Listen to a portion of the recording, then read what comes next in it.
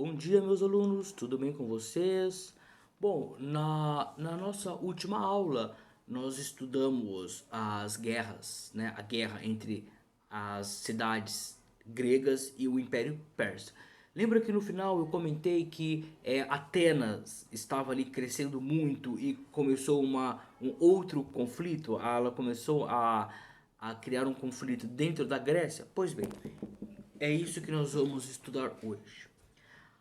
Após vencer os persas, as cidades gregas passaram a conquistar e reconquistar territórios na Península Balcânica e na Ásia Menor, certo? A vitória era atribuída às polis, ou seja, às cidades independentes da Grécia, que estavam unidas pela Liga de Delos. Lembra que eu comentei que eles se uniram militarmente contra os persas e essa aliança foi chamada de Liga de Delos. Porém, a cidade de Atenas era vista por algumas cidades como uma liderança dentro da liga, não é? E a própria cidade de Atenas se colocava neste patamar, certo? Eles diziam, não, de fato, nós somos os líderes da Liga de Delos, nós derrotamos os persas. Porém, essa visão não era compartilhada por todas as cidades. Haviam cidades como Espartas, por exemplo, que questionava não só a liderança de Atenas, mas também questionava a própria existência da Liga de Delos. Para entendermos melhor, né, esse problema, vamos entender um pouco então o que era essa Liga de Delos, como que ela funcionava. Bom, então durante as invasões, Atena criou a Liga de Delos como uma aliança militar, não é? As cidades mais ricas, as cidades grandes, as cidades mais militarizadas iriam contribuir com soldados e embarcações, certo? Então todo mundo ia contribuir. As cidades ricas contribuíam com soldados e com embarcações. E as cidades menores, que não tinham esses soldados e embarcações, contribuíam com financeiramente, né? Contribuíam com parte de suas colheitas, com ouro, com coisas para ser usadas aqui. O propósito era usar esses recursos para investir em um exército para derrotar os persas. Era isso, certo? Ajudar na logística da guerra. A parte sul do território grego, né, uma região chamada Istmo de Corinto, ah, eles também formaram uma liga chamada Liga do Peloponeso. Né? Então, o Istmo de Corinto é essa pontinha que une essa região sul, chamada Peloponeso, com a região geral da Grécia. Então, essa região era chamada de Liga do Peloponeso. E, e essa região também se uniu à Liga de Delos durante o conflito, mas não durou muito tempo, certo? Essa região era liderada por Esparta, que se gabava de não necessitar de muros, né? A Esparta dizia que não precisava de muros na cidade, porque os soldados deles dariam conta de qualquer invasão.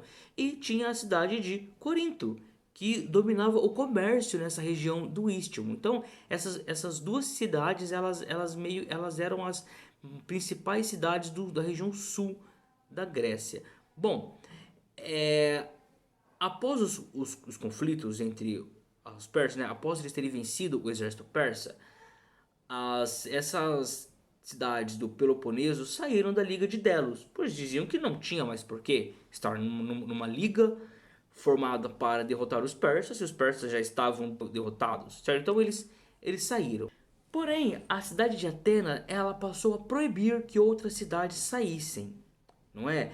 E ela transformou essas contribuições para a guerra em impostos. Atena agora passou a ser um verdadeiro império comercial e marítimo na Grécia. E ela se erguia como a principal cidade grega. E ela cobrava impostos das outras cidades. E uma das primeiras coisas foi... Bom, a sede dessa liga de Delos ficava na cidade de Delos, né? Vou colocar aqui no mapa para vocês, cidade de Delos. Após vencerem os persas, Atenas transferiu a sede da Liga de Delos para a cidade de Atenas. Não só transferiu a sede da Liga para Atenas, como transferiu todos os recursos para Atenas e passou a usar esses recursos, porque afinal de contas, agora não era mais contribuições para a liga, eram impostos para a cidade de Atena. E ela usou principalmente na reconstrução da cidade, certo? Atenas se via como uma liderança, né? E ela atribuía a si a vitória. E ela entendia que a reconstrução da cidade deles era uma responsabilidade de todos, porque afinal de contas, vocês se lembram que os atenienses eles ah, saíram da cidade para tentar atrair os persas para uma região mais estreita?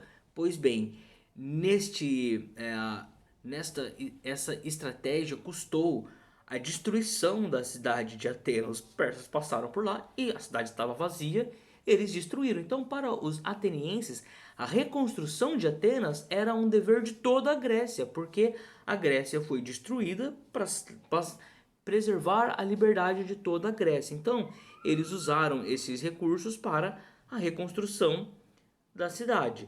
Bom, esse período ali do século V antes de Cristo, ela é considerado a era de ouro de Atenas. Foi a era mais importante da cidade de Atenas. Nesse período nós temos ali o início da filosofia ocidental, né? Pensadores como Aristóteles e Platão já eram difundidos. E você teve nesse período uns governantes mais emblemáticos. Um cara chamado Péricles, que não é esse aí, é esse aqui, Péricles. Ele governou Atena durante esse período da Era de Ouro e ele foi responsável pela construção do Paternon. Atena agora estava tão rica, estava tão importante e tinha tantos recursos entrando que eles passaram a dedicar, né, a arte. O Paternon foi um templo, o maior templo construído em honra à deusa Atena, que era a deusa que era venerada, que era cultuada na cidade de Atenas, que tinha até o nome dela. Esse templo ele é considerado o ápice da arte grega, né? A cidade de Atena, em sua expansão, buscou tornar a Grécia em um único país. Lembra que elas eram cidades independentes? Bom, Atena agora queria acabar com isso. Ela queria unificar a Grécia, tornar ela um único país e queria que Atenas fosse a capital.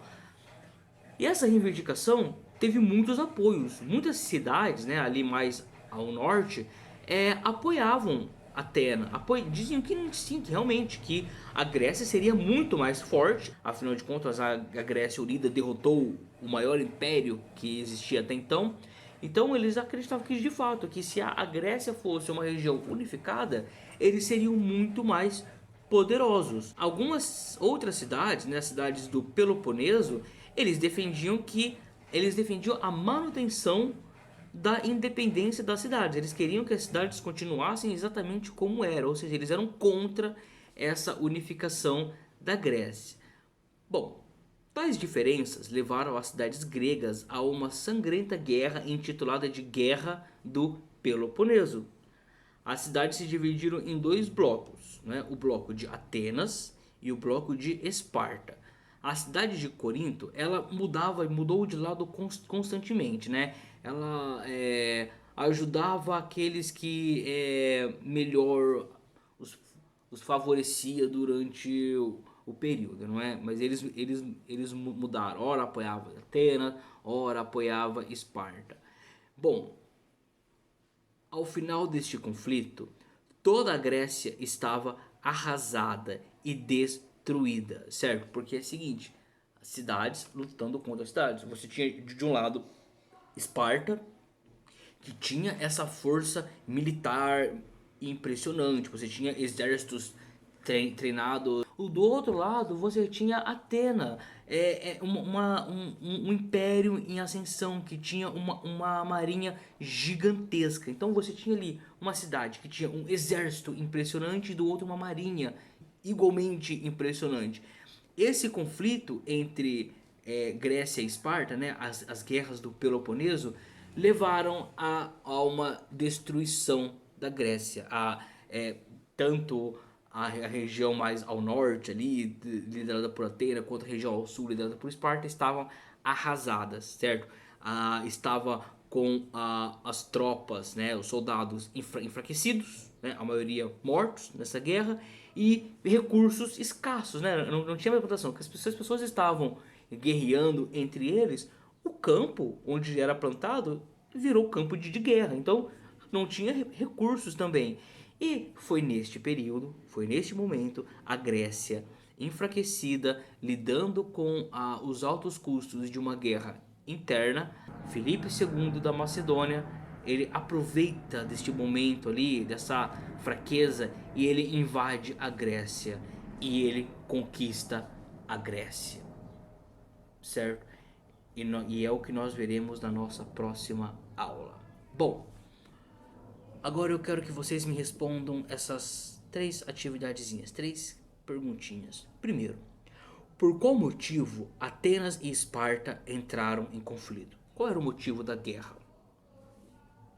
Segundo, por que a cidade de Atenas cresceu tanto após o fim da guerra contra os persas? Por que Atenas ficou tão rica e importante depois que eles venceram os persas? Terceira, a guerra do Peloponeso, que era essa guerra entre Atenas e Esparta, ela beneficiou alguém do mundo grego? Alguma cidade grega saiu ganhando desta guerra? Ela teve algum resultado isso? Ou não? Só todo mundo saiu perdendo. Então, até semana que vem e boas aulas.